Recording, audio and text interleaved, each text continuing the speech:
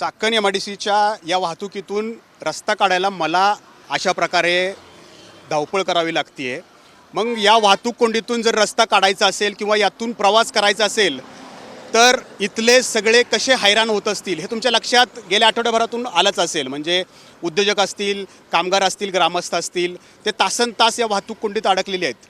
परंतु हा मयुरेश खोले आत्ता आपल्यासोबत आहे आणि तो रोज चाकणपासून पिंपरी चिंचवडला शिक्षणासाठी प्रवास करतो. शाळकरी मुलांची तर काय अवस्था होत असेल त्यांच्याकडूनच जाणून घेणार आहोत काय तो या प्रवासामध्ये त्याला भोगावं लागतं. मयुरेश, कधी तू जातो, कशासाठी जातो? मी एलन इन्स्टिट्यूट ऑफ करिअरला जातो. मी JEE फाउंडेशनला जातो. ट्रॅफिकच्या समस्येमुळे आम्हाला दररोज जायला किमान तरी 2 तास लागतात व यायलासुद्धा 2 तास लागतात. ट्रॅफिकच्या समस्येमुळे आम्हाला खेळायला व अभ्यास करायलासुद्धा वेळ मिळत नाही व कधी तर आम्हाला 15 दिवसातून एक लेक्चर पहिलं बुडतं. नाहीतर आमचा कधी ड्रायव्हर काकांना फोन केलं ते खरावाडीच्या ट्रॅफिकमध्ये आहे, MIDCच्या ट्रॅफिकमध्ये आहे, असं करत कधी तर आमचा संपूर्ण क्लासही बुडतो. तर या सर्वांमुळे माझ्यासोबतच सर्व मुलांचेही नुकसान होत आहे. मला सांग मयुरेश की तू ज्या वेळेला ट्रॅफिकमध्ये अडकतो त्यावेळेला काय चिंता तुला लागून असते? कारण बऱ्याच समस्या इतरांना तर जाणवत आहेत, मुलांना काय मग त्यावेळेला समस्या जाणवतात? तर प्रवास करताना मोठमोठे ट्रेलर येतात व मोठमोठे गाड्या, त्यांची भीती असते. आता तुला या दरम्यान, प्रवासादरम्यान जर शू लागली तर मग काय करतो तू त्यावेळेला? तर त्यावेळेला मग क्लासमध्येच जाऊन प्रवासामध्ये आता समजा तू गाडीत आहेस आणि तुला अचानक लघुशंकेला जायचं आहे आणि वाहतूक कोंडी आहे, तू उतरू तर शकत नाही कारण एवढे वाहनं असतात त्या ठिकाणी. मग अशा प्रसंगी पोटात दुखत असेल, काय होतं तुला मग त्रास त्यावेळेला? त्यावेळेला पोटात तर दुखतं, पण काय करायचं आता, तर ट्रॅफिक पण असते ना खूप, त्याच्यामुळे. बरोबर आहे. हे या वेदना आहेत या चिमुरड्याच्या. त्याचे वडील आहेत सुशील भिसे, आत्ताच आपल्यासोबत आहेत. काय चिंता लागून राहिलेली असते? कारण तुम्ही स्वतःही याचा सामना केलेलाच असेल.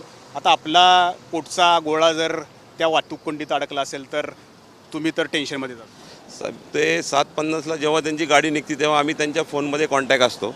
परंतु ते 10 वाजता रात्री गाडी तिथे चाकणला पोहोचते, कधी 10:30ला. एक दिवस तर असा होता की ते 12:30ला रात्री घरी आले. रात्री 12:30? रात्री 12:30ला. आणि तिथून निघाले किती वाजता? 7:50ला. 7:50ला ही जर मुलं तिथून निघत असतील, त्यांना पोचायला 12 वाजतात. 10 तर हमखास त्यांना वाजतात घरी यायला. तोपर्यंत त्यांना जेवायची व्यवस्था नाही, त्यांच्या सकाळी डबा दिलेला असतो, त्या डब्यावरतीच त्यांना दिवस काढावा लागतो. आम्हाला चिंता लागते, कधी गाडीचा ॲक्सिडेंट होतो छोट्या मोठ्या प्रमाणामध्ये. आरोग्याचे प्रश्न पण निर्माण होतात. आरोग्याचे तर भरपूर प्रश्न निर्माण होतात. त्यांचे पोट दुखतं, ताप येतो, ट्रॅफिकमुळे त्यांना चिडचिड होती घरी आल्यानंतर, अभ्यासावरती लक्ष लागत नाही, खेळायला त्यांना आम्हाला सोडता येत नाही. इन्फेक्शन पण होऊ शकतं जर वेळेत जर आपण बाथरूमला गेलो नाही तर. हो, 100% होतं इन्फेक्शन. त्यांना ताप येतात, त्याच्यामुळे युरिन इन्फेक्शनमुळे ताप पण बऱ्याच वेळा येतो. पण याला आता काय करायचं? आम्ही वेळोवेळी सगळ्या आमदार आणि खासदारांना, अमोल कोल्हे साहेब असतील त्यांना, आमदारांना प्रत्येक वेळी आम्ही फोन करतो, कॉन्टॅक्ट करतो, सकाळचे पत्रकार त्यांना फोन करतो, परंतु अजून ह्याच्यात काही वाचा फुटत नाही आहे. आता आमचं असं म्हणणं आहे की आम्हाला समिती नको, आम्हाला ठोस कार्यक्रम पाहिजे की डायरेक्ट ह्याच्यात काम कधी चालू होते ही तारीख पाहिजे. आम्हाला मुक्ती पाहिजे. मुक्ती पाहिजे आम्हाला. कार्यक्रम कधी सुरू होणार काम ह्याची तारीख हवी आम्हाला. मला सांग, ज्या दिवशी पप्पा सांगतायत रात्री 12:30ला तू आलास, मग काय केलं? जेवणाचं काय केलं? कशाचं काय झालं मग त्या दिवशी? मग तेव्हा पण खूप ट्रॅफिक होती. आल्यावर मग जेवलो फटाफट आणि मग झोपून गेलो, असं झालं. पण गाडीत तर भूक लागली असेल तुला. हो, लागलं असेल. मग त्यावेळेला काय तुला सुविधा तर नसेलच, जेवायला काहीच मिळालं नसेल. हां, नाही मिळालं काहीच. बरं, आता तू याच्यासाठी असं म्हणतायत की तू पत्रव्यवहार केलाय, कुणाकुणाशी केलास तू पत्रव्यवहार? कुणाला मेल केले तू? पप्पा म्हणले की ते पत्र लिहून दे, म्हणजे आता पत्र लिहून दे. तर ते पंतप्रधान नरेंद्र मोदी आजोबा व गडकरी आजोबा यांना विनंती करतो की लवकरात लवकर आमच्या रस्त्याचे काम उरकावे व मुख्यमंत्री काका व इथं उपस्थित असलेले मंत्री काका यांनाही विनंती करतो की लवकरात लवकर आमच्या रस्त्याचे काम करा, कारण की आम्ही यातून मुक्त होऊ. बरोबर, म्हणजे तू सगळ्यांना पत्र पाठवलंय. हो. पत्राचं उत्तर काय अजून आलेलं नसेल. नाही. बरोबर आहे. तर हा चिमुरडा आहे, हा चिमुरडा सुद्धा अर्थहाक देतोय.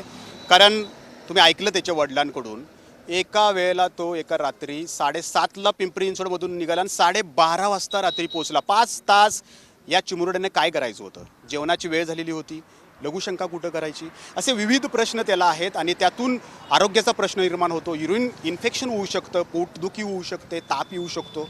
अशा बऱ्याच प्रश्न या चिमुरड्यांच्या समोर सुद्धा आहेत आणि या चिमुरड्याने पंतप्रधान नरेंद्र मोदी जे त्याचे आजोबा आहेत, नितीन गडकरी जे त्याचे आजोबा आहेत, मुख्यमंत्री काका आहेत, उद्योगमंत्री काका आहेत, त्या सर्वांना त्यानं पत्रव्यवहार केला आहे. त्यांच्याकडून त्याला काही निरोप येत नाही आहे किंवा त्याला रिप्लाय येत नाही आहे. हा चिमुरडासुद्धा आर्थ देतो आहे की या वाहतूक कोंडीतून मला मुक्त करा, कारण हे उज्ज्वल भविष्य आहे आपल्या देशाचं आणि या देशाचं उज्ज्वल भविष्य जर या वाहतूक कोंडीत अडकून राहिलं तर भारताचं काय होणार, हा खरा प्रश्न आहे. कॅमेरामन अमोल गवाळेसह नाजिम मुल्ला, ABP माझा, चाकण MIDC पुणे.